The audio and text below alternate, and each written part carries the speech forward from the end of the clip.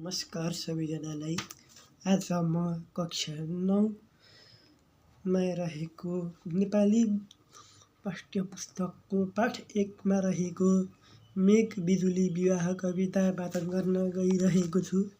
यस कविताको कवि हुनुहुन्छ श्री भरतराज पन्तज्यू र साथै आज म यस कविता वाचन गर्न गइरहेको छु।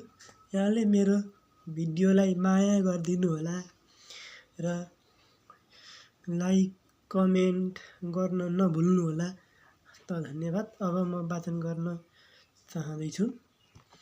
बिहायो हो पक्का जलद बिजुलीको गगनमा, झुरेको यो राम्रो ग्रह गति असारे लगनमा, बजेका हुन् झ्याली झिम झिम गरी बाँसहरूमा, हरियो दोसल्ला बिरिनगा पुरेतै छन् विधिमा, मयुरीको बोली श्रुतिपथ हुँदा पद्धति भयो, हावाले हल्लेको वन जति सबै मण्डप भयो, थिए शैल श्रेणी उपर कदलीका दल पनि, भए शोभादायी रुचिर चन्दुवा नै सरी बनी, भइन् पृथ्वी तन्ना चहुर छगलै चामखमली, दुलाहाको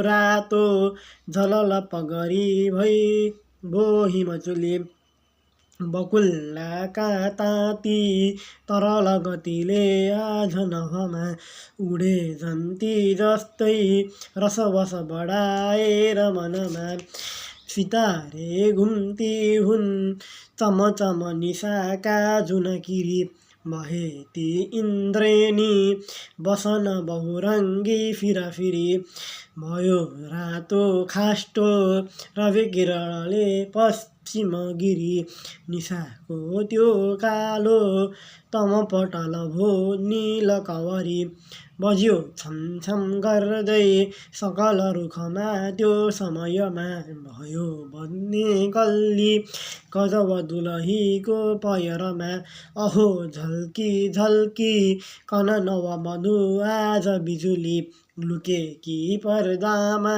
पलक भरमा केही सरमली, सबै प्राणीलाई भुवन भरमा अन्नहरूको खुवाएकै हो त्यो वर जलदले भोज यसको, सलामी बाजाले घनन गराएर गगन, गयो रानीलाई लिई ऋतु शरदमा रस लिन, गयो रानीलाई लिई शरदमा ऋतु शरदमा रस लिन।